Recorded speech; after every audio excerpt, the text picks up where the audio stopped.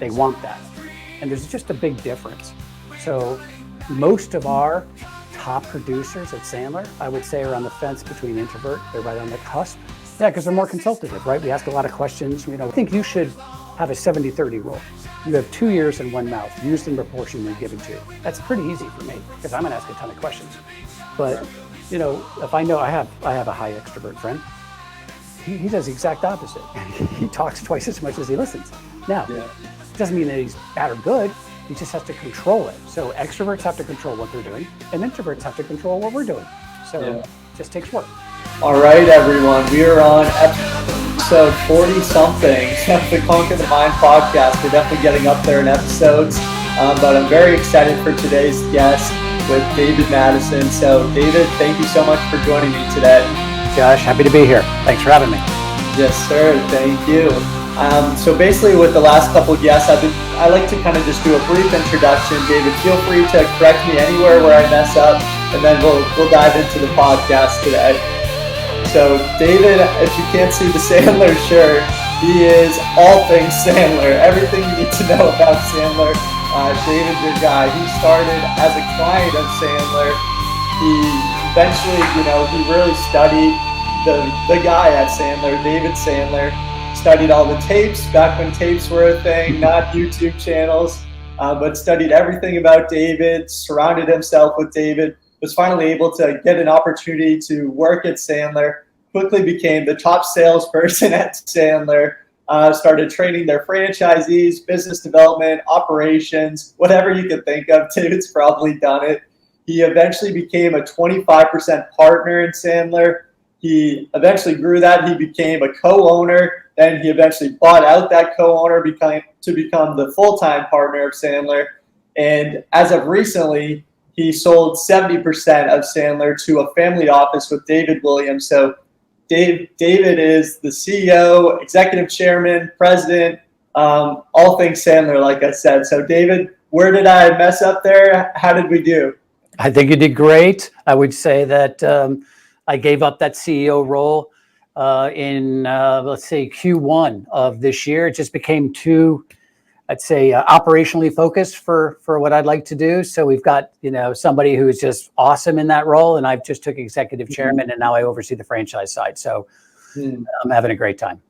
No, that's awesome, David. I know that's something I hope to cover, just the really kind of incredible transitions that Sandler's had between the founders. Yeah. And when you think of brand recognition, you never really thought of David Sandler, but you guys are able to continue to grow without whoever is the founder, the partner. You guys continue to grow.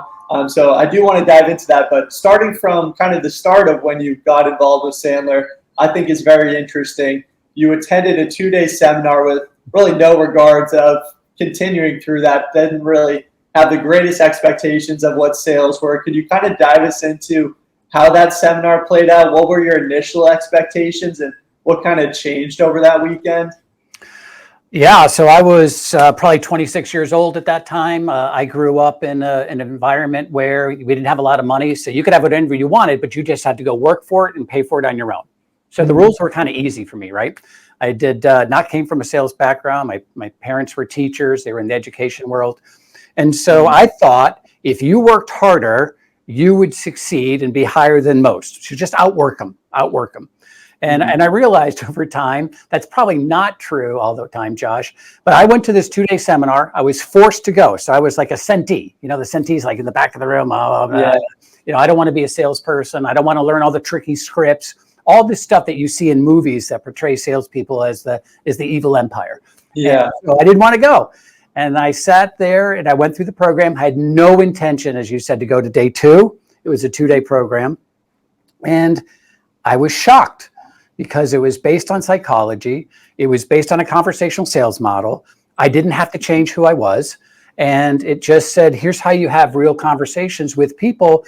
And if it's okay, if it doesn't work out. And I thought I had to sell everybody, right? I mean, that's get everybody. And so as I sat there, my arms went like this to, and then pretty soon I was taking notes. So I fell in love with it and I started to practice.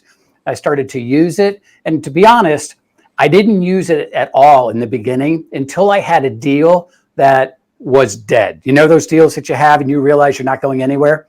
And so I thought to myself, hey, maybe I should use that Sandler stuff I learned. I liked it because I have nowhere to go. And quite frankly, I could probably blame it on the Sandler stuff. If it doesn't work out, that would be even perfect. So I did it. And guess what happened? I turned the deal around from a no to a deal. And I'm like, wow, what happens if I use this all the time? So I started using more and more techniques with more frequently. And next thing you know, I became their number one sales guy because I was a Sandler person from that day forward. Huh. No, that's fascinating, David. As you said, I literally just had someone become a client from my first message to him was 3 years ago. So definitely in deals, you never know what will happen later down the road, like truly. Right. But for someone that, hears that, they hear, you were able to get someone from no to yes, and they hear, sales is based on psychology, not this idea of like tricking the customer, kind of as you related to in movies. I previously had Andy Fuller on who made a similar analogy how just business owners in general usually kind of have that negative connotation in movies as well. Yeah. But why do you think, what is it like that mindset shift over the weekend where you kind of had that negative connotation as well and you start to see, no, I can just be authentic, I can just be myself. How did that kind of transcribe over the weekend? What would you tell a viewer that maybe has that similar connotation that you did when you first started? Well, I think what happened for me, it was you don't have to redo everything that you're doing, that you can pick and choose the parts that work for you. And I think oftentimes people sit in training programs of any kind and think it's all or nothing, and it's not all or nothing. I think you can pick and choose the things that work for you because everyone has a different personality type. There's a different buying situation in all, every single time. So there's no one size fits all, as I say. And once I realized that I allowed myself to have that flexibility and to change the way they did it to fit my personality type, then it was free sailing. But I thought I had to stay in these very narrow guidelines of, the guardrails that this salesperson had to do. And when I realized that that's not true, and I also realized the more authentic you are, and the more you have disarming honesty, and you're just upfront, that you're treated differently by the buyer because you don't look like everyone else. And I think that's really what did it for me. And because it was based on psychology, my mom was a psychologist. I was always interested in the people side of it. That really drew me. And because they gave me those options up front, it changed my whole life. Because if they just said, these are the scripts you must follow, I wouldn't be here today. Because I would be like, that's not me. I don't sound like that. I can't say that. Right. And Josh, look, you're a pro. You can learn scripts all day long. The problem with scripts are, I know my part, but the buyer doesn't have the same script that was in the book that I read. And so it doesn't really work, right? I'm like, hey, I say this and, hey, no, Mr. Prospect, you're supposed to say this according to the script I learned, but it never works out that way. So you're like at a dead end pretty quickly. And so that's what did it for me, to be honest. And I just, I decided that, as I said, I'll try a little bit, see how it works. And that transformation, then the rest is history. No, that's super helpful, David. I think that's really interesting. And for someone that is interesting, they're hearing this, they maybe want to get involved in sales. They hear, growing up, you go to high school, college, you read textbooks, you memorize the textbooks. It's all very scripted things. Right. So when you think about sales, it seems it makes sense almost to start with some sort of script just to get some sort of confidence. But how do you kind of just get started in sales in terms of learning how to get comfortable on that first phone call? If, you're not memorizing a script, but you're kind of just being authentic, how do you train and practice for that first phone call? I think there's a couple different things. One is that you can learn a script, but we have this thing called the success triangle, which helped me, and maybe it'll help others. And then I'll talk about the second part, which is practice. One is that you can learn the techniques and the words all day long. But if you don't deal with, okay, well, what's the mindset that I have to have? So when I am making that, let's say, outbound cold call, I should have equal business stature. I am probably going to be rejected, but every rejection gets me one step closer to a yes, because I know I'm probably going to get rejected 18 times before I heard my first yes. And so I looked at that as a victory versus total rejection, like, oh my gosh, I went 0 for 10. I'm such a loser today. And it's changed for me. And then there's a behavioral plan. So I have to figure out how often do I have to do this every single day. I think new salespeople, we fantasize that I'm going to have to do this all day long for the rest of my career. And that's not true. If you just took your quota and reverse engineer it all the way down to how many outbound calls it's going to take, and if you broke that down to what do I have to do every single day, versus, oh my gosh, I have to just pick a number here. I've got to do 100 this week. Yeah. Most new salespeople will say, not feeling it today. It's Monday. I'll do it tomorrow. Well, guess what? Now your number doubled. And so it's almost like if you just do a little bit each day, it's not as painful. And as a new salesperson, I fell into the trap of waiting till the end of the week to start, my required calls, because I was busy doing other things that I rationalized, like proposals and learning product and all that stuff. And it got to the point where it was so overwhelming that I say, let's try that. Well, let's start again fresh Monday. But that happened week after week. And after a while, you're just underwater. So I think those three things are great. And then you made a comment, which I 100% agree with. I think you need a starting point, right? So scripts are fine as a starting point. But two things have to occur. One, you have to make them yours. You have to make them yours. And what I've done is I took a concept out of theater, which is, if you really think about theater, they don't learn the play start to finish, right? They learn act one, scene one, act one, scene one, and they do it like 50 times. And then they do act one, scene two. They don't actually put the play together until the very end. But you've already got all the parts. They become you. You haven't memorized them. Now they become you because you've done it so often. And so when you're learning in sales, if you would just take the script and chunk it down, and let's just say into segments, this is my opening, and say it out loud. Your ears have to hear what your mouth is saying. You shouldn't practice in front of a prospect. And when I was practicing the scripts that were given to me by the company, it was horrific in the beginning. I was terrible. But after the fifth or sixth time, I realized first, it's never going to sound the same twice, and that's okay.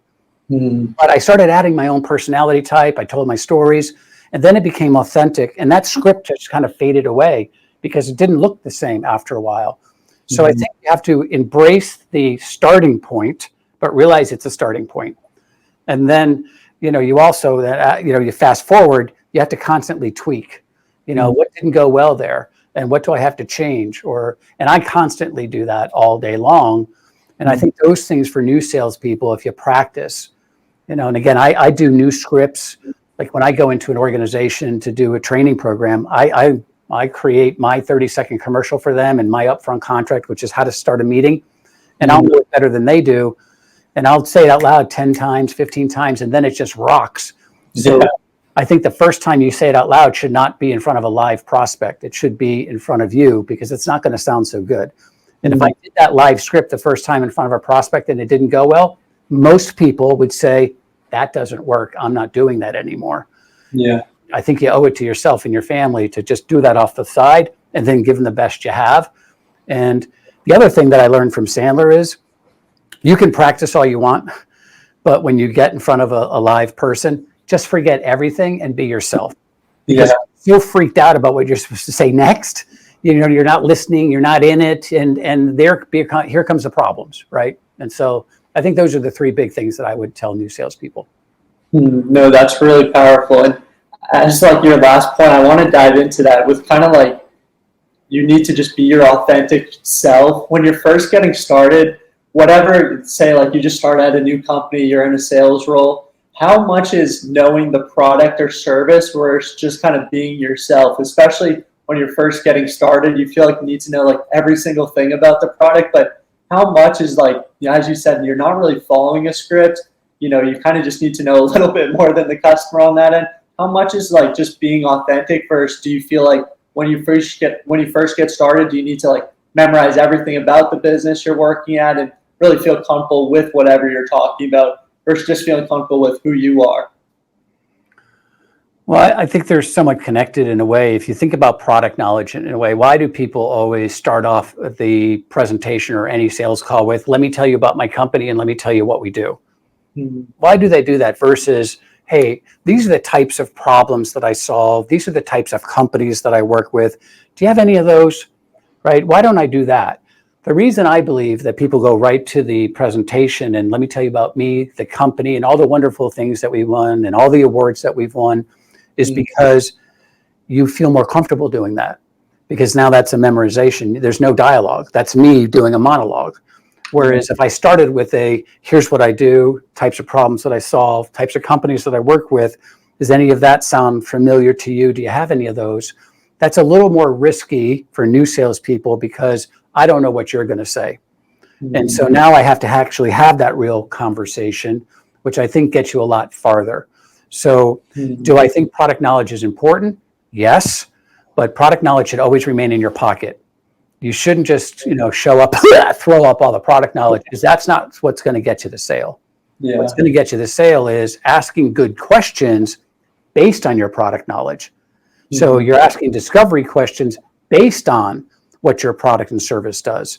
So, for instance, I could spew about reinforcement training, but if I were to ask, out of curiosity, how important is reinforcement, to you or to your company, you may say it's not important. Well, I'm not going to talk about it then. Why would I do 16, PowerPoints on that if it's not important? And that's a very rudimentary example, but I think that's really what it boils down to. There's something called the curiosity curve. If you think about when you're new in sales, right? Somebody says, hey, can your product do this? You're like, I don't know. Like, why is that important to you? Like, how would you use that? Because now you're curious because you got to go back to somebody at the office to figure out, do I have that? And could that do this? But then what happens is you move right to amateur. And what happens in the amateur phase? Well, I go from new, very inquisitive, very curious to I know everything because now I'm an expert in my product. I've got a PhD. I know everything there is. And so now the customer says, hey, can you do this? Oh, yes, we can do this. Let me tell you how wonderful we are versus saying, well, why is that important? And you start asking all the questions again. And then when you graduate back to pro, you do what the new person did, not because you don't know, but you do it on purpose.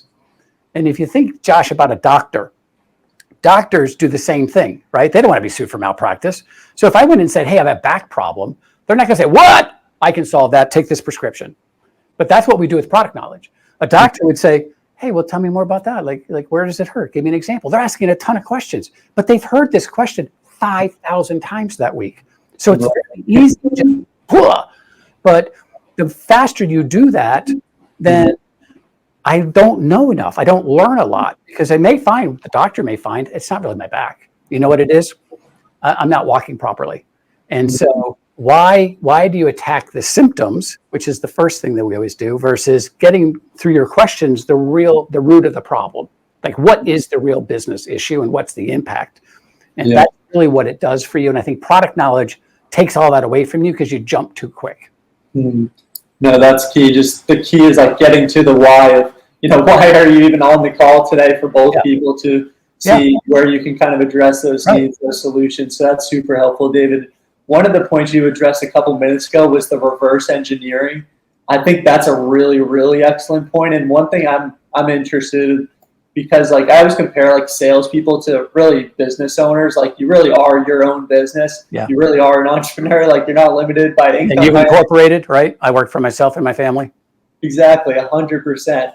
But it does come down to, some salespeople don't necessarily realize like they need to hold themselves accountable. It's not really like the boss, the CEO to hold them accountable. As you alluded to, Mondays could come around. It's like, I'll make the calls the next day. But when you reverse engineer, you really have your numbers down. How important is it like Monday through Friday to like have that schedule going down? Like, do you have it where it's like you're doing calls outbound in the morning, you're like working on your CRM in the afternoon, or do you do phone call, notes, CRM, or do you have like some sort of like flow where the mornings like hours, you're doing outbound calls, sometimes you're like doing more notes, marketing? Like, how do you like best organize your week? So I think there's a lot there. So let me kind of answer a bunch of little things. There's a difference between time blocking, which is what you're talking about, and what I'm going to call it's a cookbook, which is your behavioral plan, right? So there's differences. I think time blocking is great. So you're only going to spend an hour, once in the morning, once in the afternoon, to email, so it doesn't dominate your day. Okay, that's time blocking. What I would say with reverse engineering your quota is, I've got to make 5 outbounds. I've got to do 3 LinkedIns. I've got to do two outbounds to existing customers to upsell a product or service. So depending on what your quota is, you've got to pick and choose, like, what are the behaviors and activities necessary to hit that end number? Because creating a $10 million quota is too much. Like, what do I do to get there? Well, if I know I need X amount of presentations, X amount of first calls, X amount of second calls, I need X amount of outbound calls. And then you always hear CEOs say, hey, look, we're not selling enough products and services to our existing customer base. Well, that's probably because they're spending all their time either on new or existing, but not necessarily spending, hey, you got to make 10 outbound calls to existing customers per week. You can pick who, you can pick the product, but you have to be talking about additional product and service. That discipline will, if you follow that discipline, you typically hit your quota 90 days ahead of schedule, because now the accountability is on you. You can control your outcome. And better than that, Josh, is I win every day, because if I made 5 outbounds or 3 LinkedIn introductions, it doesn't say that I have to have 10 appointments. It says that I have to do the behaviors necessary, and I know the math works out. I could go 0 for 10 today, but 4 for 10 tomorrow. And so most people say, I'm going to be on this phone until I get 2 appointments. I think that's wrong. You should just say, these are the behaviors necessary. I may get them today or not, but I know mathematically it will work out. And if it's not, tweak your numbers. So add more behaviors to that. Mm-hmm. And I also think there's one more thing that most salespeople don't do, and you were right on the money. You've got to take your quota, but also your personal goals. Like, so for instance, if I know the quota is 10 million, and let's just use some fake numbers, I'm going to make $100,000. That means nothing to me. Mm-hmm. But if you ask yourself, what would you do with the $100,000 that you made in commissions? Well, I would buy a vacation home. Oh, I would pay for my kids' education. Oh, now you're not working for the company. You're working for kids' education. You're working for that. Now I'm in it, right? Because now it's me, and I've tied the company goal to my personal goal, and therefore I'm far more accountable to do the behaviors on a daily basis to hit my number. Mm-hmm. No, that's really powerful. And really just the idea of like visualization, manifesting everything. And, you know, if you don't really know what you're working towards, it's a lot harder to do those outbound calls in the moment, because you don't necessarily know what that why is, what you're working towards. And yeah, I think it's really important to think about not only the income that you're making, but what are you actually doing with that income, and how would that change your life, and what do you actually need to get to where you want to go? Because I think a lot of people just think about that income, they think about that 5% raise, but what will that number actually do to you? And, you know, even growing up, a lot of people, it's like, I want to make 100,000, but why not 97,563? Like, why is it 100,000 or why is it a million? Like, why do we have like these set numbers? I think, but really thinking about not the monetary thing, but lifestyle and what that'll actually do to you, because money is really just that means to what you do with it. So I really like that point, David. I wanted to point that out. And one thing that I'm really interested in, because you were studying the tapes, as I alluded to earlier, and you eventually like surrounded yourself with the guy, David Sandler.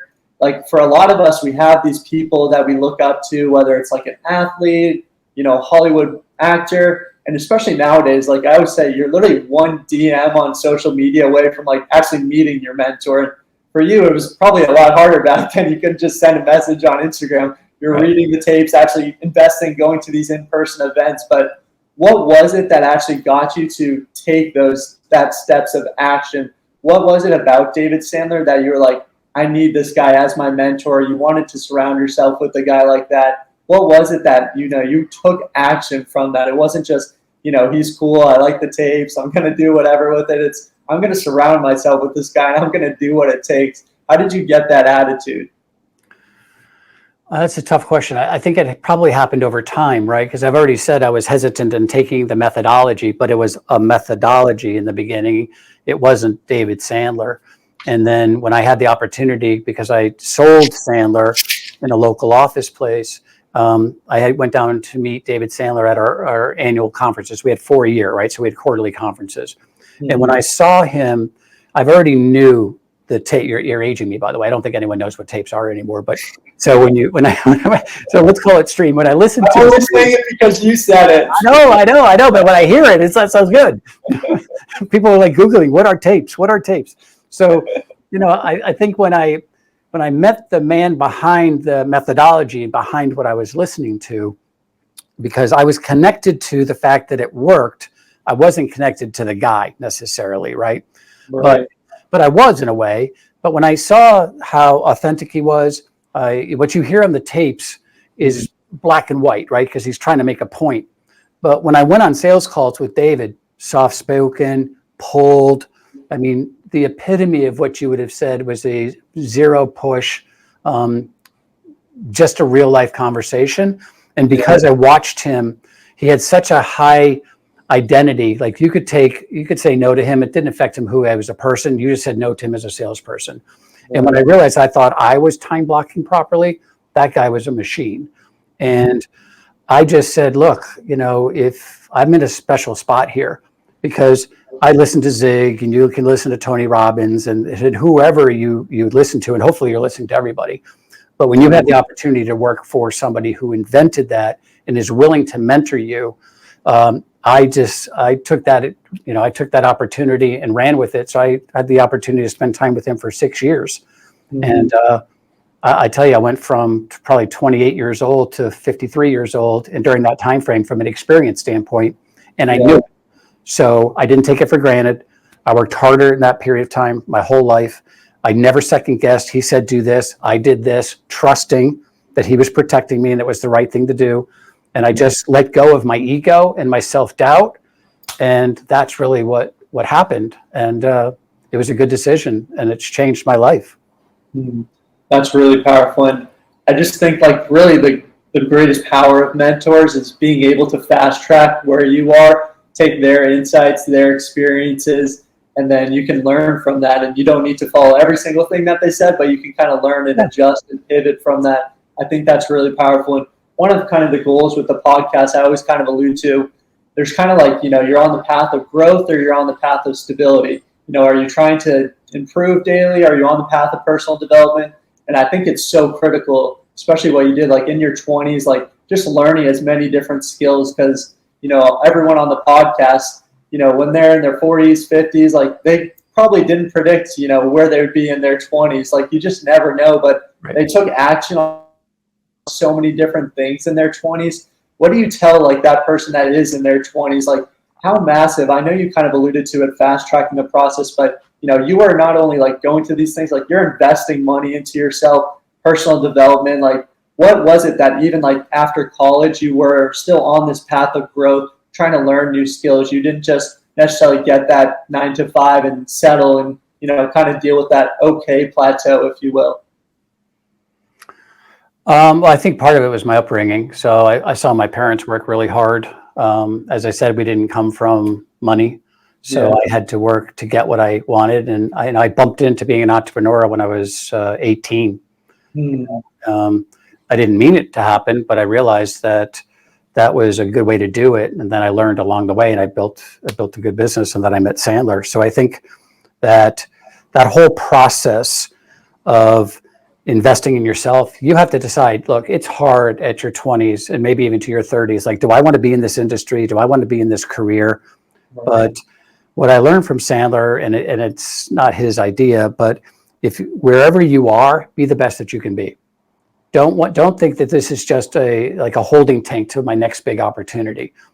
Be curious. And if you're curious and if you're thirsty to be the best that you could be in that role at that time, then invest the time. So I spent a lot of time practicing Sandler, and this is long before Bluetooth, so I'm going to age myself again.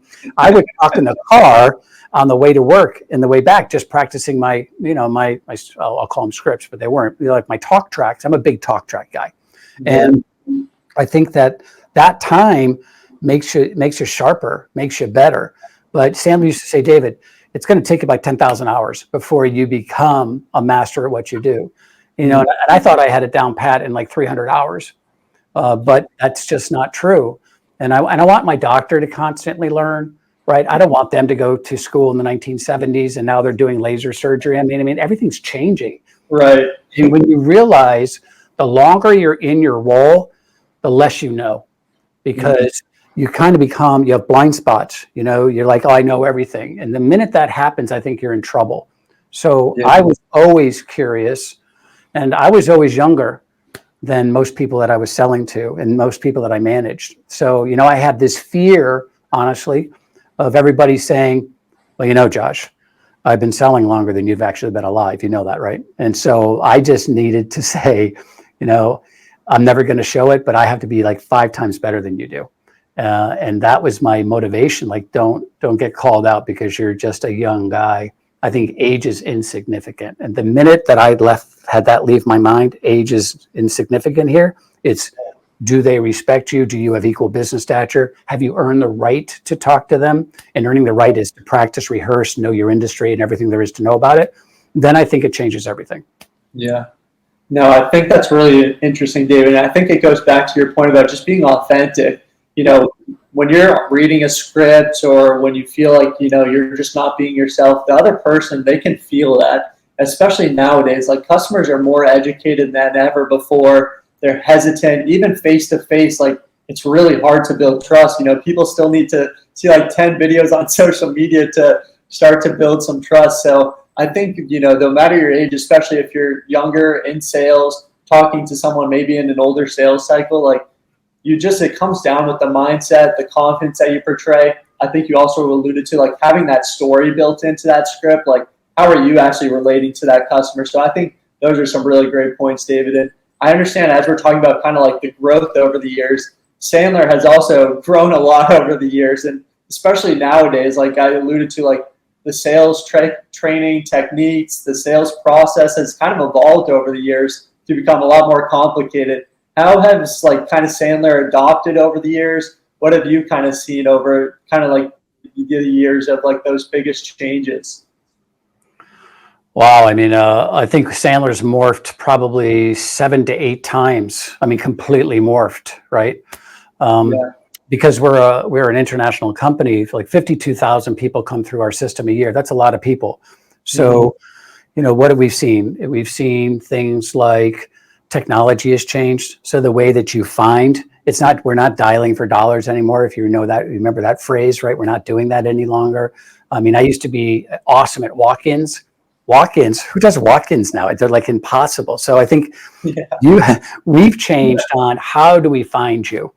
And then how do you engage quickly? So you go from, that face-to-face thing. Now you're going to virtual. Now you've got AI and everything that's there. So now you have bots making outbound calls. I have AI tools that will predict the close rate that you're having on your deal flow. The amount of science and sophistication that has happened since 2020 alone, Josh, is unbelievable, right? The acceleration of technology is incredible. It helps the buyer, but it also helps the seller. So the buyer, and quite frankly, there's more people involved. So in the older days, it was more of a one-on-one sale for a lot of us. Now, because of lots of things in the environment, cost of money, it's a one-to-many sale lots of times. So team sellings now, we're like, you have to, if they're gonna buy in packs and teams, you got to sell in teams. So the dynamics have changed. Now, what's the constant? So the way people buy is changing, the environment's changing, technology is changing, but the constant is people still buy from people. And you still have to understand who you are so you can kind of change your approach based on who you're talking to. And I think that's important. So I think salespeople get paid to change the way they communicate for every single situation. Buyers don't get paid to change the way they buy. So you really do have to know who you are. Like, I know my personality type, like I cut to the chase, right? I know who I am.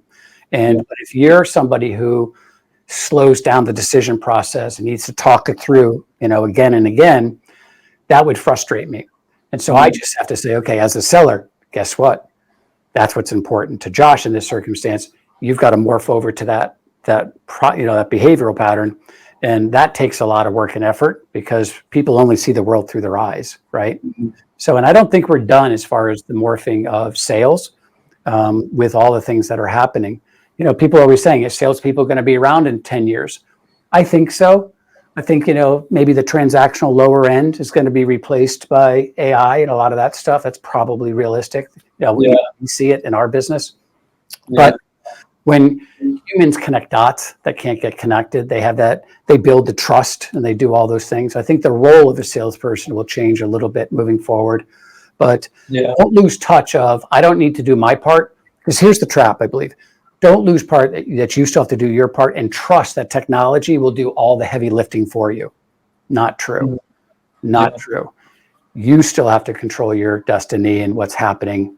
You can leverage technology, but technology is not the answer. No, that's really powerful. And I might sound a little biased because, I am like technically a salesperson. People will be, I feel like a person, like when they feel like their job's going to get taken, they're like, no, like they need this service. But I totally agree with you with technology, AI, especially like B2C type transactions, like things that can be done in like a single phone call, product, services. A lot of that can very easily probably already be kind of taken away through AI, and we're starting to see that progressively. But things that are like a 3-month sales cycle, it's very tough for like an AI to really replicate that. And obviously AI will continue to grow and adapt, but as you said, people buy from people, so people still need that sense of trust. They need to hear, other people that made that same investment. So I think that's really powerful. And as we're kind of talking about society like progressing, things changing, for a business, they have a sales manager, time's rapidly changing. A lot of these sales managers just probably aren't properly equipped. And I don't think it's a matter of like work ethic. I just think it's a matter of you're a sales developer, you're in a role, you just don't have time to like learn all these different skills. What are like some of those biggest kind of skills gaps you're seeing with those current like sales managers right now that are in charge of like a small sales team, maybe a larger sales team? What are like those biggest kind of gaps you're seeing in terms of the skill set? Well, I mean, that's a 10-day answer there. So I do agree. I think salespeople are probably sales managers are ill-equipped, not by fault. They probably were a good producer. They were put in a role. The sales leader, the manager, the owner said, Josh, if you could just go get the rest of the salespeople to act and sell like you do, life is good. Just go do that. The problem is you're managing people with different personality types, different skill levels, different experiences. It's hard. It's hard. And you're not spending all of your time today coaching and mentoring your team. You've got a lot of other stuff that the company has now thrown on you, right? So you have time compression going on. But yet sales leaders, in my opinion, are probably the most important role in your company, far more than a CEO sometimes. Why? Because they drive revenue. They manage the people that drive revenue. So it's super important that we have the best leader that they can be. Now, I think leaders have to bucket. What am I doing to get the best team possible? What am I doing to grow my business? And what am I doing to become better as a sales leader? I think those 3 buckets are things that you should do. Now, if you have no experience as a sales leader, and I didn't either. Hey, listen, I've got a lot of people floating on the beach that unfortunately they're not with us anymore, and they should have been, but I didn't know I was doing the wrong thing. I just didn't know. So I would say an easy trick is if you're a new sales leader, new sales manager, then treat your salespeople like prospects. Okay, now wait a minute. What does that mean? Well, what that means is that in a selling situation, I do have to mold to your buying style. So I do, as a leader, have to mold to who you are so I can motivate you and talk to you and make sure that you understand the message. I do, as a salesperson, practice my talk tracks. I need you to do that. I do, as a salesperson, ask good questions. So like when you say to me, if you worked for me, you say, Dave, we're really close on this one. Like, what does that mean exactly? If a buyer said that to me, hey, Dave, we're really close to the deal. I'd be like, I appreciate that, but what's close mean? Like, what do we need to do to get that to that? So you ask a ton of questions. You should be doing the same thing to your salespeople. Like, I get that, but what are the 2 or 3 things we need to do from close to over the line? What would those 3 things be? So if you just do the same types of things to your sales force, if you have no skill level, let's say no experience, but you have the desire, I think you'd be a lot farther off. Your funnel management meetings would be far better off. Your interviews would be far better off. Like, oh, I'm a great cold caller, you tell me on an interview. And Josh, sometimes the best sales call a salesperson's made on you is during the interview. And then you hire him and you're like, who is this person, right? And so when you say, I've made tons of sales or tons of cold calls, let's just say you say that in an interview. Well, act like a salesperson. Well, or tell me about that. So give me an example. Like, how do you do that? What are your ratios? What's this? What's that? What's this? Don't take it for granted. Ask a lot of those questions. So I think, now that's oversimplifying it, right? But I think as a leader, as owners, you need to invest in your sales managers like day one, like far. And it's not an event. It has to be an ongoing process.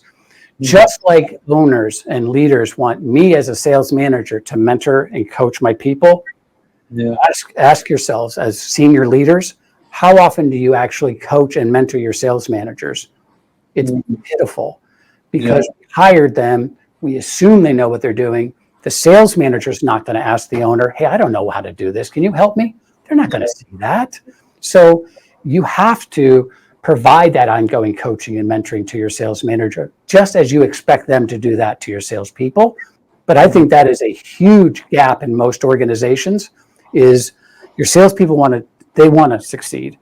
Your owner, the leaders want it to succeed. The sales managers does, but they're the conduit for making that happen, and they're ill-equipped. They don't know what to do, but they have the desire to do it. And I think we just have to, if I were to give anybody advice, always start with your sales managers.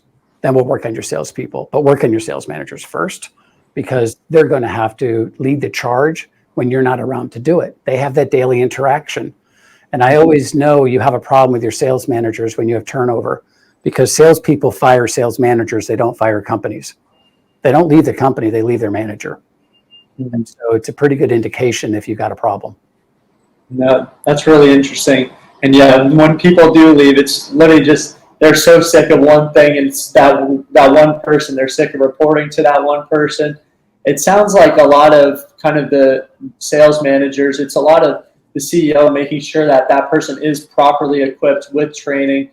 When you are kind of like hiring for these sales managers, do you suggest a lot of like external or internal hiring when you're looking for that sales manager? Is a lot of like promoting within, or is a lot of more outbound that you kind of see?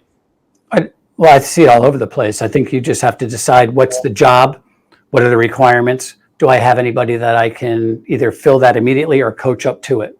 If not, don't force it. Go outside, right? Go outside. So I don't think you need to grow up with a company to be a great sales leader. I don't. Now, do I think it helps if you were a salesperson, you sold in the past? Like, I wouldn't want to take my accountant and make them a sales manager. I think that's a bit of a stretch, right? Yeah. So, I don't think that matters. I like to use what I call the search model, and it's an acronym. So when I'm looking for a job, then I say, okay, what's the success profile? Like, what do they need to know in order to be super successful at their job? So once you create that, then I use the search model, which S stands for skills. What skills would this person need to just blow through my expectations? E, what experiences should they have prior to this job that tells me they can do this job, right? So don't think you're going to mold them overnight into something they're not. A is for attitude. What's the mindset? For instance, do I want to have a group of fighter pilots, or are we going to work as a team? Like, where are we here? What's the culture? All right. And then results. What results should I be able to show from my current role that would prove I can do it here? Right. So for instance, if I was coming from a sales role and I had 100% cold calling in this role, but I've never done it, I was an account manager, which I was growing existing relationships, but not starting the relationships. That's a huge jump. That's it. They don't have that experience, and they probably don't have that result, right? C is cognitive skills, process, H is for habits. So once I do that 3-step process, it's pretty easy to figure out who should be in that role. Here's the mistake most people have. Here's who's available to me now, these 4 people. Which one of them am I going to promote? That is a recipe for disaster. So start with the bigger questions and then go see who's the right person to do that job. And the other thing that I would say is most of us fall into the trap of, I'm going to call a dead head is better than no head, which means a C player is better than me doing that job as a leader. Like, I have to now be the sales manager. I don't want to be the sales manager. So I'm going to hire the first person that says all the right things and put them in that role. I'd rather not have anybody in that role for 3, whatever time, months, whatever it is, until I get the right person. Because that person, again, is the tip of the spear for my organization. Super important. Yeah, I can see it. It is very important. And it sounds like it's not something you can kind of just put a job posting on Indeed or LinkedIn and see kind of what comes in. It's like a real full-time duty to bring in sales talent to yourself. And I think, as you alluded to, with skills kind of being the first aspect there, are there any skills that you think like aren't coachable or teachable in sales? Are there any skills that someone like really needs to have before like you can kind of bring them on as a sales manager? Or do you think everything's pretty coachable in terms of sales? Well, I think that, like, for instance, should I have grown up as a salesperson? Probably not, right? I do think that you should assess ahead of time, because the 2 interviews that you and I had, if you were going to hire me as your sales manager, doesn't tell you much. I'm always going to bring my best, right? My best is showing up every single day. It's like the first date. I'm going to bring the best thing I got here. And so, I think you should assess them, which is key. But I think there are certain innate abilities, there's certain competencies that are necessary. Like, for instance, if I have no self-awareness, or, I'm not curious, or I don't have some of the traits that you've said, then you're not going to listen. You probably could train it over time, but it's a heavy lift. It's a heavy lift, so I'm trying to find somebody through my assessment process that meets that success profile. And if they're in, I'll spend the time and energy doing it. But if they fall below, I got to keep looking, right? I have to keep looking. And I think that, look, I've learned an awful lot. And people say, who was that guy on stage? That's not really you. Of course, because that's the role that I'm in, right? That's not who I am as a person. That's me as the presenter, or that's me as the salesperson. So I think you can learn it, but I think you're going to give yourself a leg up if you would assess and then pick those people that meet that success criteria for sure. Now, we all know the characteristics of great sales managers and sales leaders. Could you learn those things? Yeah, you could. But let's go back to the doctor. Could I have been a doctor? Yeah, it's a big lift, brother. It's a big lift. It's just not happening. So could you mentor me? Yeah, but we're going to have a lot of lawsuits along the way, right? And so when it comes to your business, that's not what we want. Yeah. I don't know. Dr. David Mattson has a nice ring to it. It really does. My parents were hopeful for so many years. Can you imagine when I came back from university, they would want me to be an accountant. They wanted me to be a lawyer. I was supposed to be an architect. Doctor was out since day one. Maybe a teacher like them. When I came home and said, hey, Mom, Dad, I'm in sales. They're like, what? Where have we failed? What happened? We sent you to school for this? What happened? But so I don't think anyone sends our kids to school to say, you should grow up to be a salesperson, right? Unfortunately, society, I do, my kids are all in sales, but I think society says, in the old days especially, when you can't go into a real career, go into sales. I think you'd be good at sales. And that's it's terrible. It's a terrible perception, and it's untrue.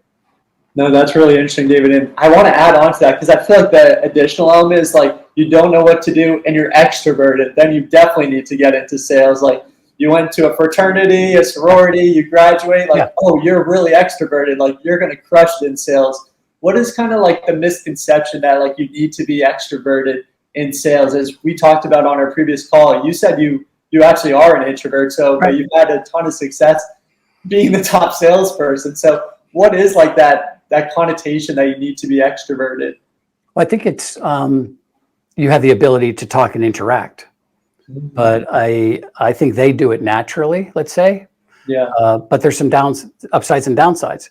And I'm going to exaggerate and generalize here for a second. But the people who have the gift of gab tend not to practice, and they tend not to study beforehand, because there's nothing that they can say that I can't respond to.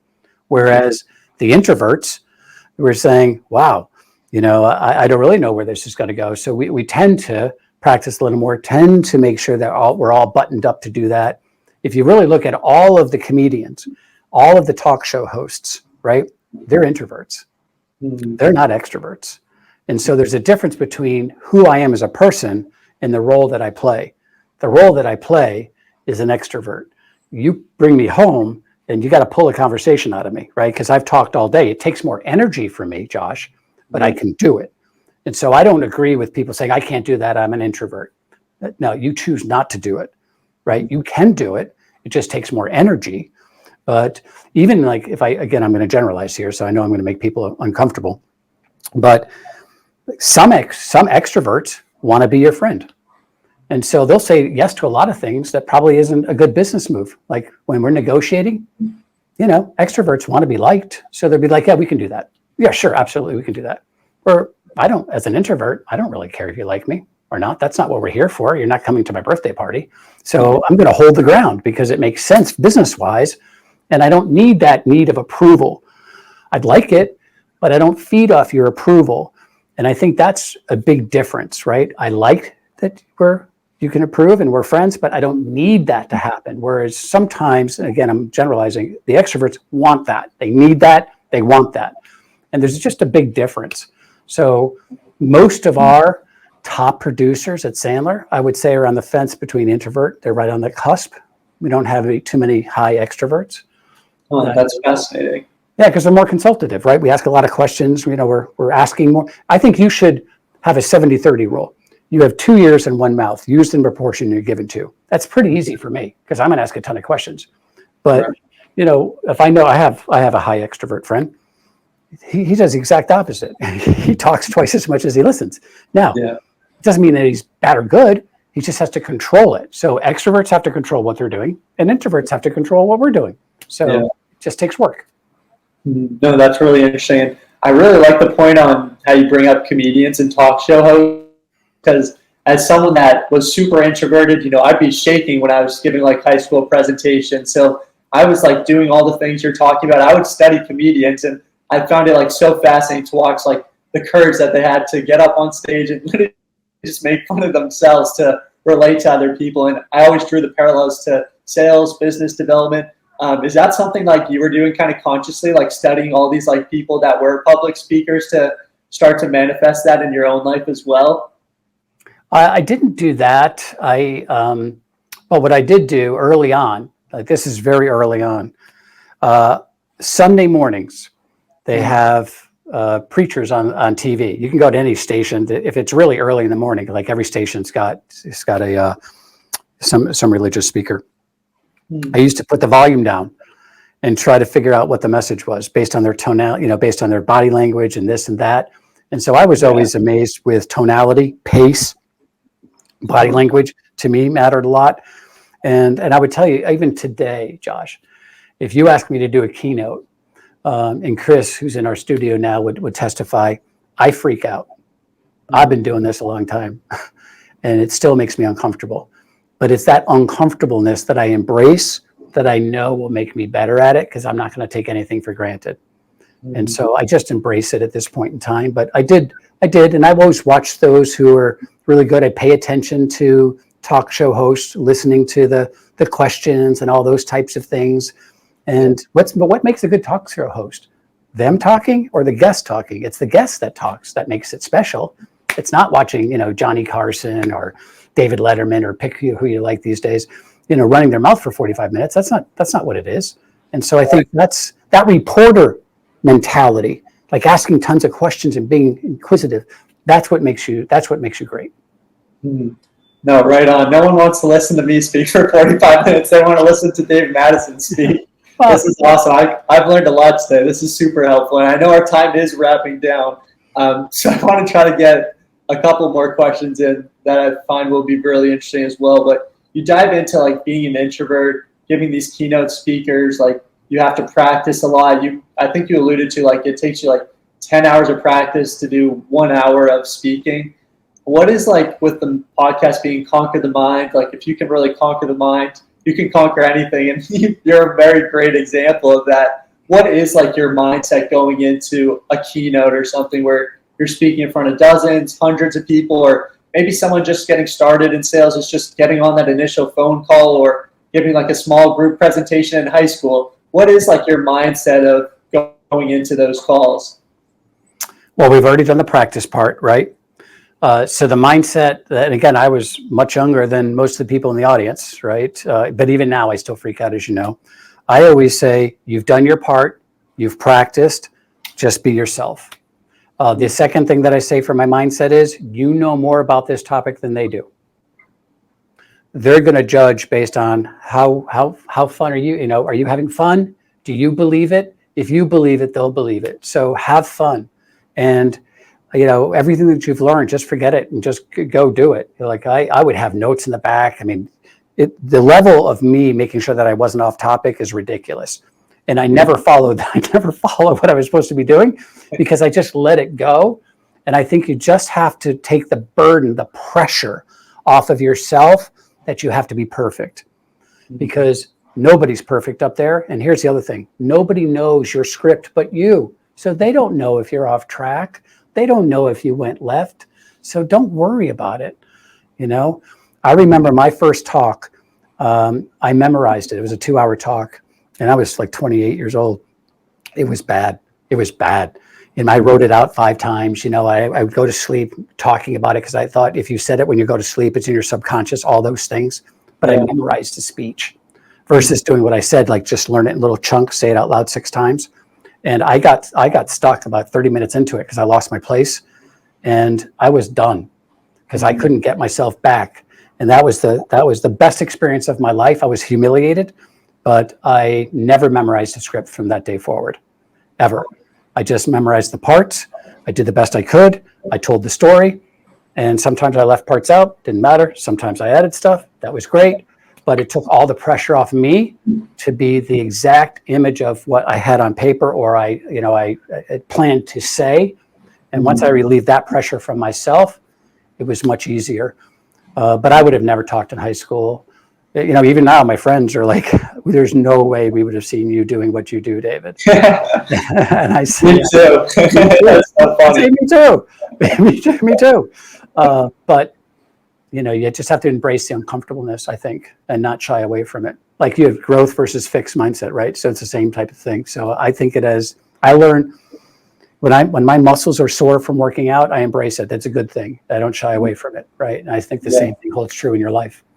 No, that's really powerful. Just on the other side of discomfort, it's just a newer, improved version of yourself. So I think that's really powerful. And especially, like, I think that's good advice, what you said in terms of like someone that getting started in social media. A lot of people are like scared to start posting videos. Like everything needs to be perfect this way, that way. Like, no, it just needs to be who you are. Your personal brand is just showing the world what you're passionate about, who you are.